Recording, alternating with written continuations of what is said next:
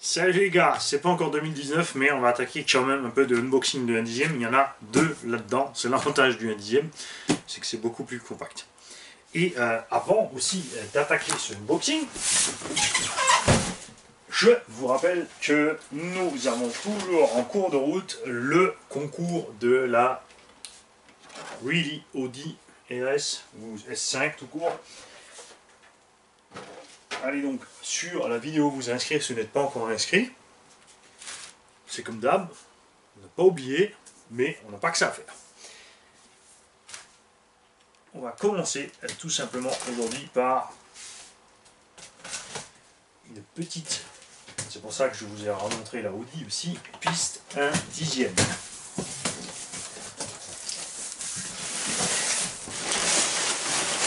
Ouais, il faut que je la trouve au fond du carton. Hein, paniquez pas, ça arrive. Je vous ai pris chez notre petit partenaire la Team CTR10. Alors ça, c'est un véhicule de touring 4x4 à courroie, donc dans le genre de la RZ4 de chez Hobby King qu'on avait. Par contre, on est bien sûr un cran au-delà de ce qui se faisait sur la TRZ4 de chez Hobby King.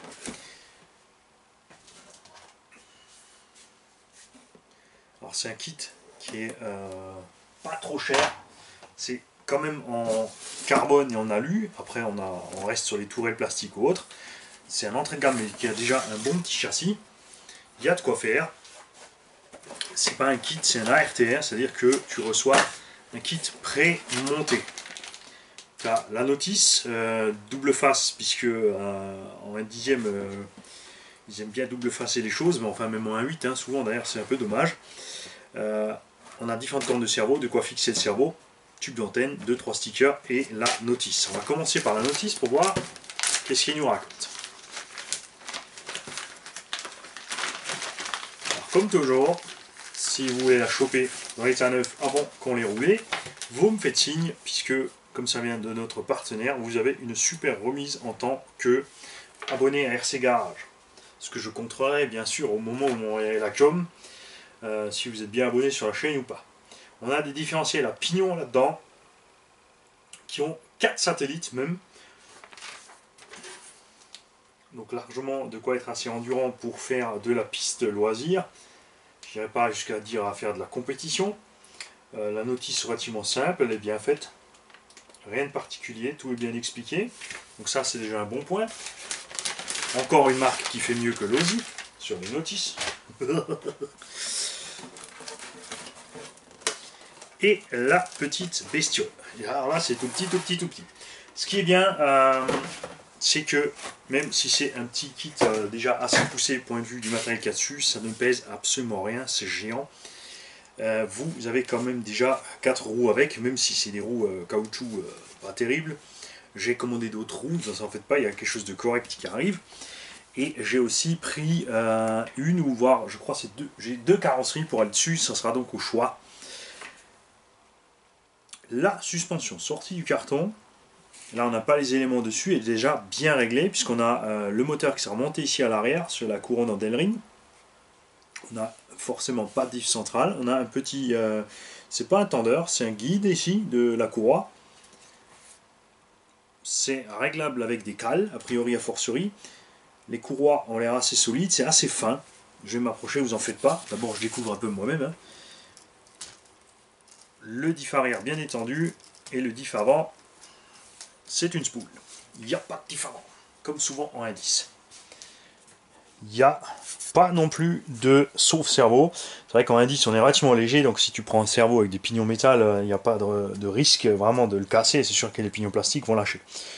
On a cardan CVD avant, cardan CVD arrière, on a des noix de sortie en plastoc.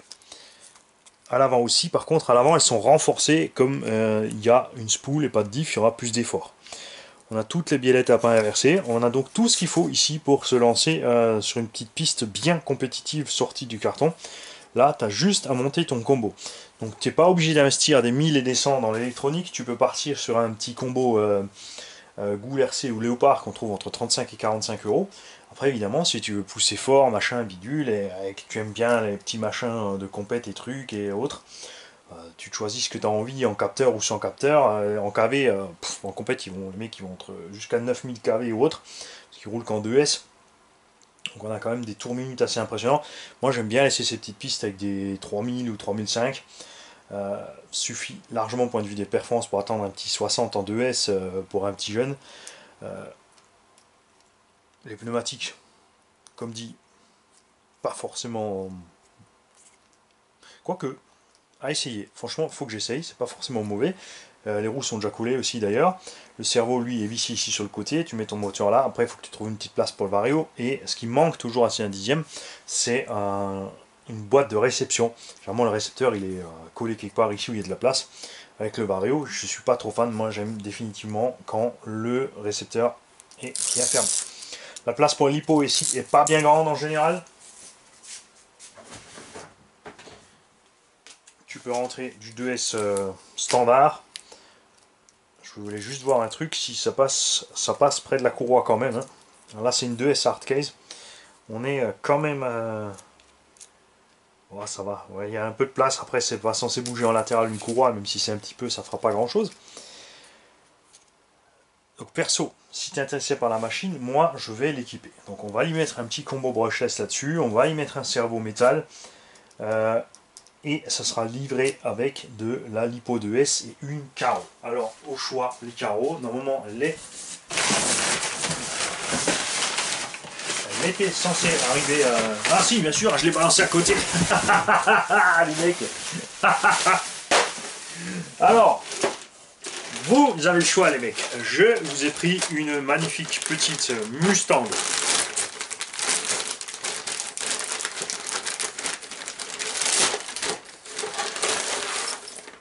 Voilà, on a une super petite Mustang Vatera 1 dixième. Bien sûr, les trous seront à percer au bon endroit. Quoique, on n'est pas si mal que ça avec les plots avant. Ils sont juste un petit peu trop petits en diamètre. Hey, caramba, ça se monte. Très intéressant que cette Mustang Vatera a en fait l'arrière démonté à part. Parce que généralement, c'est des chocs avant qu'on a et pas des chocs arrière. Voilà. Donc tu as l'arrière. Et on a les rétros, les petits pots d'échappement qu'on peut fixer.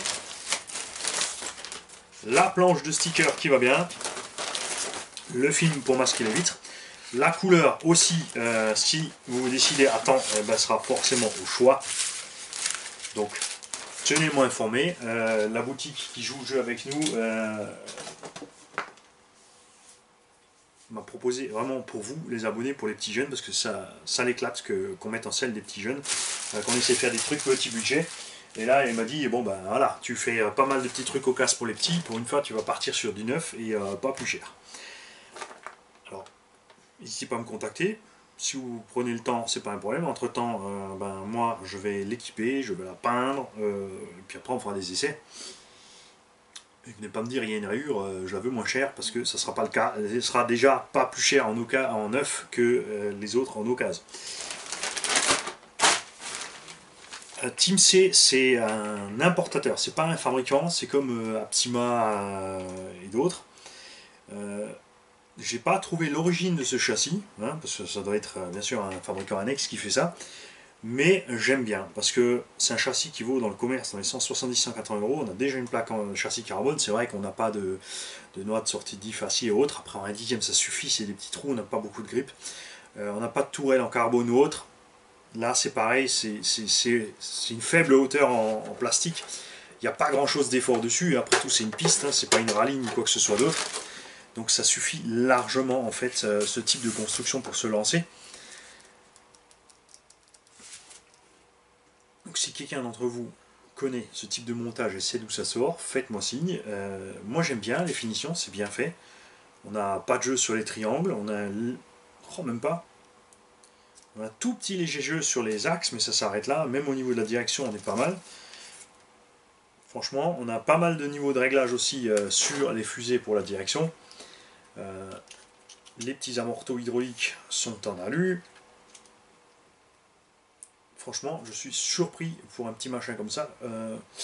puisque ce qui est bien chez Team C, il faut leur laisser par rapport à T2M par exemple, c'est que vous avez les modèles entrée de gamme et vous avez les modèles qui sont dédiés à évoluer plus sur piste. Vous avez par exemple en buggy là, le TR8, je sais pas quoi, ou le Apsima MT, non pas B8, je sais plus comment il s'appelle, le Torche E, qui a été rebaptisé.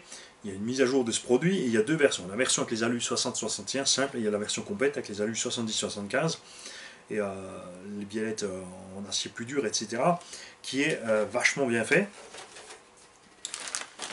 Et c'est pour ça que je me suis dit, tiens, eh ben, pour le petit indice, on pourrait se pencher aussi sur Team C, voir ce qu'ils font. Puisque un buggy entrée de gamme en 1/8, ils ont un super tarif sur ce buggy Apsima. Et